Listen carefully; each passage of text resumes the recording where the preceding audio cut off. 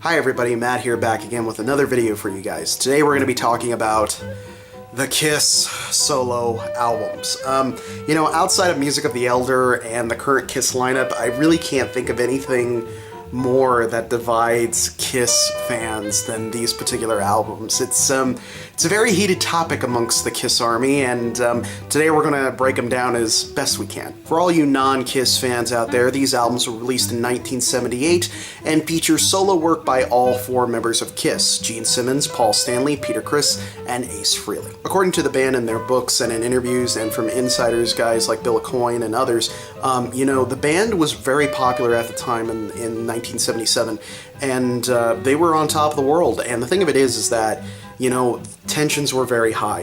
Each band member was kind of pulling in their own direction of, what direction the band should take, and each guy had obviously a very big ego. I mean, you really can't not have one when you're in literally the biggest band in America at the time. And so the idea was that these albums would kind of serve as a way for the guys to each do their own thing and hopefully turn a profit on it as well. That idea of letting off some creative steam was widely believed as to the reason for the solo albums, but actually in the band's contract they had to deliver solo albums at some point, so this was like perfect timing for them because each band member really did want to express themselves creatively with their own style of music, and the studio was calling for it, so it really was right place, right time. All four albums were released on the same day, September 18th, 1978. Each one of the albums is unique. Each one had its own producer, each one had its own list of guest stars, covers, original songs. Each one really is a very mixed bag, to say the least. The famous portrait album covers were done by an artist by the name of, I don't know why they keep giving me these weird names, Iraldo Carugati. I'm not sure where that's from. Each came with a poster that you could put together to make one big, massive 4-part panel poster, which honestly is the coolest thing about these albums outside of the covers themselves. Those posters are pretty sweet. They're pretty cool. Breaking each one down individually here, Paul Stanley's was considered the most Kiss-oriented out of the 4 Kiss albums. It sounded most like what would have been the next Kiss album. That doesn't necessarily mean it was good, but that's generally the consensus that people make. Peter Criss's album is considered the weakest, and it really does deserve that title. It feels unfinished, it feels unpolished. A lot of the songs came from songs Criss had wrote with his previous bands, and that's really what it feels like. It feels like early work. And when you read about Peter, when you know the type of person he is, and when he's talking about like the kind of music that he wanted to make, it really comes out of left field. Like, this should have been another companion piece to the Ace Frehley solo record, which we'll talk about in a minute, but the whole thing is just an absolute mess. It is without a doubt probably the worst of the 4. Interestingly enough, the producer on Peter Criss's album was a guy by the name of Vinnie Poncia. Vinnie Poncia would actually go on to produce the next 2 Kiss albums, Unmasked and Dynasty. And he's also the guy that decided that Peter Criss's drumming was not good enough to be on those albums, so he brought in another drummer. So that must have really hurt for Peter to be like, I want my producer, and the producer's like, yeah, you're not good enough, get out of here. That's very, very ouch. Ace Frehley's solo album is widely considered the best out of the 4, and rightfully so. He got longtime Kiss producer Eddie Kramer on there, and the tracks are just absolutely fantastic. New York Groove, obviously the monster hit off the 4 albums, and rightfully so. It's a hard-driving rock and roll album. It's very well put together. I think maybe one thing that could have benefited the band at this time would have been an Ace Frehley-led album. I think that really would have helped them get back to where they were, as opposed to the direction that they took with disco and the pop and everything like that, and the whole thing crumbling down. I really truly do believe that.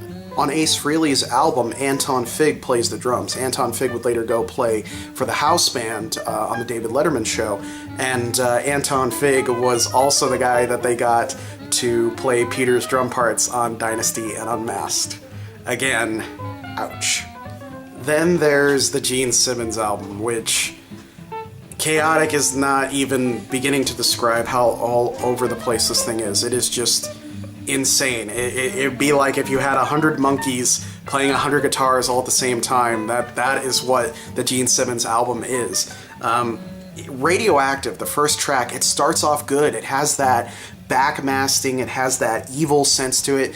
The guitar riff kicks in and it's so good, and then it turns into a pop song. It doesn't work. It's just an absolute mess of an album. It's just downhill from that point. The oddest thing on this particular record is he does a cover of When You Wish Upon a Star.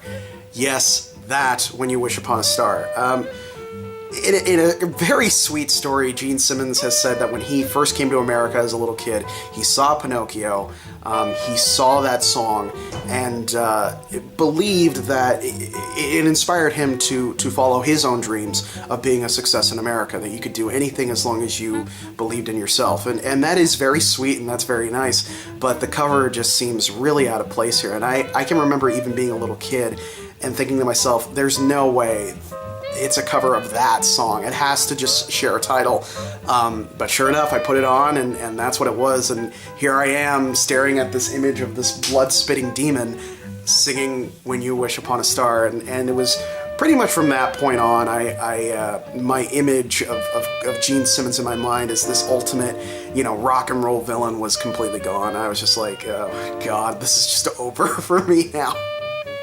I will hand it to Gene Simmons, though. He had a lot of people working with him on this project, and some of them very noteworthy. Neil Jason, Elliot Randall, Alan Schwartzberg, Sean Delaney, Eric Troyer, Joe Perry of Aerosmith, Bob Seger, Rick Nielsen of Cheap Trick, Helen Reddy, Jeff Baxter, Donna Summer, yes, that Donna Summer, Janice Ian, Michael DeBar, Cher, who was his girlfriend at the time, is on the album, and even Katie Seagal. Yes, Peg Bundy and Leela from Futurama sings on this album. She's a backup singer. Nobody knew who she was at the time, but yeah, she's on this record, which is pretty insane.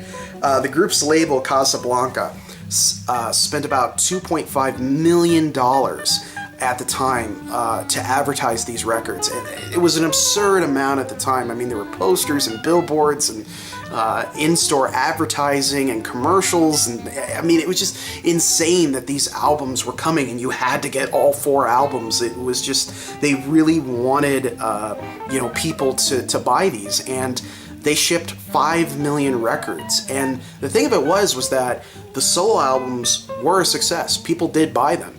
But the problem is that it didn't look like people were buying them because they had sent so many to record stores. And so the racks were just full of these records. And in fact, most of them had to be sent back because they didn't sell. And, that kind of created the idea that, it didn't do well. It did very well. Kiss made money off of this venture, but Casablanca really took a hit when those records started coming back. So it was like, we're good, and then because all these records came back into stock. And it didn't look good having all these unsold albums, and this was kind of the beginning of the end of that kind of golden period of Kiss after Alive 2 and Love Gun. It just kept going downhill from there. That, however, is not the end of this story, because in Europe, where Kiss was finally starting to gain traction, they got the best of the solo albums in Europe, Australia, and Japan. They got a compilation that had 3 songs from each of the 4 albums, which is what it should have been in the first place. They should have let each guy create their own thing and then put it out there. Europe was not spared anymore because when they got the Kiss movie, which came out not too long after this, all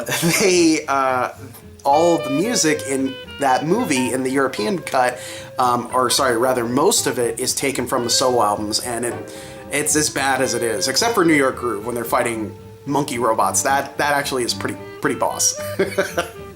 I can understand what the band was trying to do here. If you read their books and you listen to interviews with them, they really were trying to imitate the Beatles in everything that they did. And one thing the Beatles did was the White Album, where each guy kind of got to express themselves creatively, and you basically had a solo album from each person under one roof. And that's what this should have been. They should have just done that, but they were so confident in their skills, I guess, that they could do no wrong. This was really the beginning of the end of that golden period for them.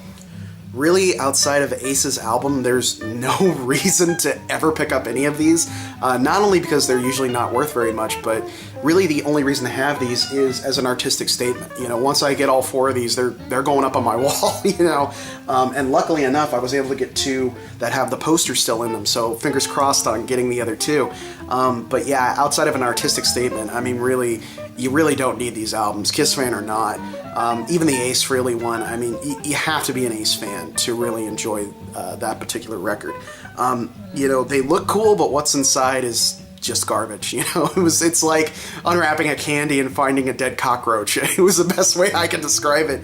And very much as a child, you know, it was almost like getting a Christmas present and opening it up and there's socks inside. It's like, wow, this was a letdown, as were these as a kid.